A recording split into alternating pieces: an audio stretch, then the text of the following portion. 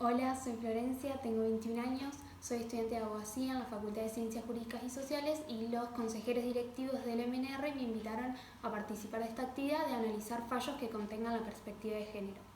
En mi caso en particular me toca analizar el fallo González y otras versus México en una sentencia de la Corte Interamericana de Derechos Humanos en el 2009,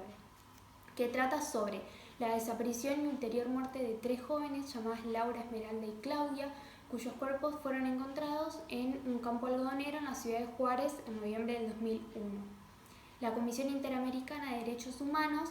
va a alegar la responsabilidad internacional de México basándose en la falta de medidas de protección para las víctimas, la falta de prevención de estos delitos, la falta de investigación y la falta de debida diligencia en las respuestas de las autoridades, una falta de reparación adecuada y una denegación de la justicia. Entonces, le va a solicitar la responsabilidad por incumplimiento de los derechos a la vida, a la integridad personal, a las garantías judiciales y a la no discriminación de los derechos humanos. Todo esto está consagrado en la Convención Americana de Derechos Humanos y en relación a su obligación de adoptar las disposiciones de derecho interno para hacer efectivo el cumplimiento de dichos derechos, sumado a el incumplimiento de las obligaciones establecidas en el artículo 7 de la Convención Interamericana para prevenir, sancionar y erradicar la violencia contra la mujer, también conocida como Convención de Belém do Pará. El Estado de México, por su parte, hace un reconocimiento parcial de responsabilidad, estableciendo que en un primer momento, entre el 2001 y el 2003, sí se presentan irregularidades, pero que en un segundo momento, a partir del 2004, esas irregularidades fueron subsanadas y por ende no podía ser considerado responsable por la violación a los derechos que establecía la Comisión, sumado a que en ninguno de los homicidios habían participado agentes del Estado. Entonces le solicita a la Corte que declare que había cumplido con su deber de prevención, investigación y reparación en relación a los derechos a la vida y a la integridad personal y que valore el reconocimiento parcial de responsabilidad que había hecho. La Corte lo que hace es analizar el contexto que rodea al hecho en sí. ¿Y qué pasa? Los representantes de las víctimas establecen que el tema de género era un común denominador de violencia en la ciudad de Juárez. Y el Estado, por su parte, señala que si bien los homicidios tenían causas, actores, circunstancias y patrones criminales muy distintos, estaban influenciados por una cultura de discriminación de la mujer y uno de los factores estructurales era los cambios del rol en la familia, ya que la mujer se empezó a insertar en el mercado laboral. La Corte observa también en varios informes que coinciden en que una de las características de los homicidios de las mujeres en Ciudad de Juárez era la falta de esclarecimiento, generando así una aceptación social y una perpetuidad de este delito. Entonces, la Corte va a establecer que es preocupante porque, además del aumento de homicidios de mujeres, muchos presentan altos grados de violencia y de violencia sexual que han sido influenciados por una cultura de discriminación contra la mujer y que han incidido en los motivos y en las modalidades de estos crímenes, así también como en la respuesta de las autoridades. ¿Por qué? Porque las autoridades han mostrado indiferencia e ineficiencia en la investigación de estos crímenes, donde parecen haber permitido que se haya perpetuado la violencia contra la mujer. Y en este caso en concreto se constata que las autoridades minimizaban los hechos alegados, haciendo referencia a que seguramente andaban con los novios o andaban voladas o utilizando preguntas en torno a sus preferencias sexuales. Entonces la Corte, en base a todo esto, constituye que estamos en presencia de estereotipos y demostrando que existía indiferencia hacia los familiares de las víctimas y de sus denuncias. En base a todo esto, la Corte puede concluir que en este caso en concreto, la violencia ejercida en contra de las mujeres, en contra de estas 3 víctimas, era violencia contra la mujer, en los términos establecidos en la Convención Americana y en la Convención de Belém do Pará, principalmente por 3 motivos. En primer lugar, porque el Estado mexicano había hecho un reconocimiento parcial de responsabilidad y había establecido que muchos de los crímenes estaban influenciados por una cultura de discriminación contra la mujer. En un segundo momento, porque muchos organismos internacionales llegan a las conclusiones de que muchos de los homicidios en Ciudad de Juárez son manifestaciones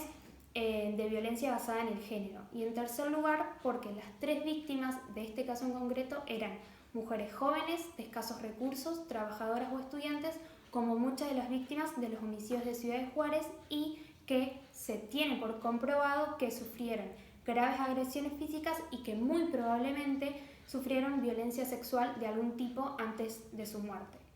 Con respecto al deber de prevención, la Corte establece que hay 2 momentos claves. Uno es antes de la desaparición de las víctimas y el otro es antes del hallazgo de los cuerpos. Con respecto al primer momento, la Corte indica que si bien el Estado tenía conocimiento de una situación de riesgo para las mujeres en Ciudad de Juárez,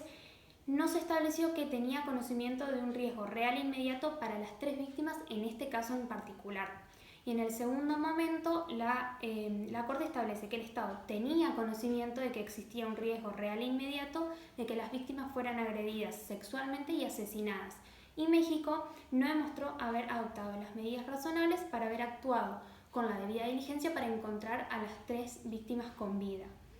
Y en este caso, el incumplimiento del deber de garantía es serio teniendo en cuenta el contexto en particular de vulnerabilidad para las mujeres. El Estado tampoco demostró haber adoptado normas o medidas necesarias que permitieran a las autoridades ofrecer una respuesta inmediata y eficaz ante las denuncias, y tampoco adoptó normas o medidas para que los funcionarios responsables de recibir las denuncias tuvieran capacidad y la sensibilidad para entender la gravedad de este fenómeno. Esto con respecto al deber de prevención. Con respecto ya al deber de investigar los hechos, la Corte establece que acepta el reconocimiento de responsabilidad por las irregularidades cometidas en la primera etapa, pero en la segunda etapa el tribunal constata que esas irregularidades no fueron subsanadas. ¿Por qué? Porque hubo irregularidades en el manejo de evidencias, en el retraso de las investigaciones, en una falta de líneas de investigación que tengan en cuenta el contexto de violencia contra la mujer en el que se desenvolvieron las ejecuciones de las 3 víctimas. Esto vulnera el derecho al acceso a la justicia y a una protección judicial eficaz, y el derecho de los familiares y de la sociedad para conocer la verdad de lo ocurrido. Y, en base a todo esto, la Corte va a concluir que en este caso en concreto, la violencia contra la mujer constituyó una forma de discriminación, teniendo en cuenta la impunidad de estos delitos y el mensaje que se envía a la sociedad, que es que la violencia contra la mujer es tolerada, favoreciendo su perpetuidad y la aceptación social del fenómeno, sumado a la presencia de estereotipos que se convierten en causas y en consecuencias de la violencia de género contra la mujer. La Corte va a definir a los estereotipos de género como una preconcepción de atributos o características poseídas o papeles que son o deberían ser ejecutados por hombres y mujeres respectivamente. Ya en relación a la determinación de responsabilidad internacional del Estado, la Corte declaró que el Estado no es responsable por la violación a los derechos a la vida, integridad personal y libertad personal en relación a su obligación de respeto, pero sí en relación a su obligación de garantía y a su obligación de adoptar disposiciones de derecho interno. Tampoco violó los derechos a la protección, honra y dignidad que habían sido alegados por los representantes de las víctimas. Pero sí el Estado incumplió con la obligación contemplada en el artículo 7, inciso B y C de la Convención de Belém do Pará, y también incumplió con su deber de investigación sobre los derechos a la vida, a la integridad personal y a la libertad personal. El Estado violó el derecho al acceso a la justicia y a la protección judicial en perjuicio de los familiares de las víctimas y violó el deber de no discriminación en perjuicio de las víctimas. También violó el derecho a la niñez, teniendo en cuenta que 2 de las víctimas eran menores de edad, y violó el derecho a la integridad personal por los sufrimientos causados a los familiares de las víctimas. Ya con relación a las reparaciones, algunas que me parece importante mencionar es que el Estado debe conducir eficazmente el proceso penal, pero incluyendo perspectiva de género en las investigaciones. También tiene que implementar programas de educación y capacitación dirigidos a los funcionarios públicos en derechos humanos y en género, una inclusión de la perspectiva de género en la conducción de averiguaciones previas y procesos judiciales relacionados con la discriminación y violencia contra mujeres por razones de género. También tiene que realizar un programa de educación destinado a la población para la superación de los estereotipos sobre el papel social de la mujer. Ya a modo de conclusión, nos parece súper importante el análisis de este fallo porque analiza cuestiones muy importantes como los contextos y en dónde se presentan factores estructurales que inciden y permiten la violencia contra la mujer. O sea, remarca la presencia de estereotipos de género, la falta de investigaciones y todas estas cuestiones se permiten vislumbrar gracias a la perspectiva de género, que es necesaria que esté presente en todas las decisiones judiciales porque esto supone una manera distinta de ver el mundo, de revisar todos los aspectos de nuestra vida, pudiendo levantar obstáculos y discriminaciones, estableciendo así condiciones más equitativas y análisis más completos.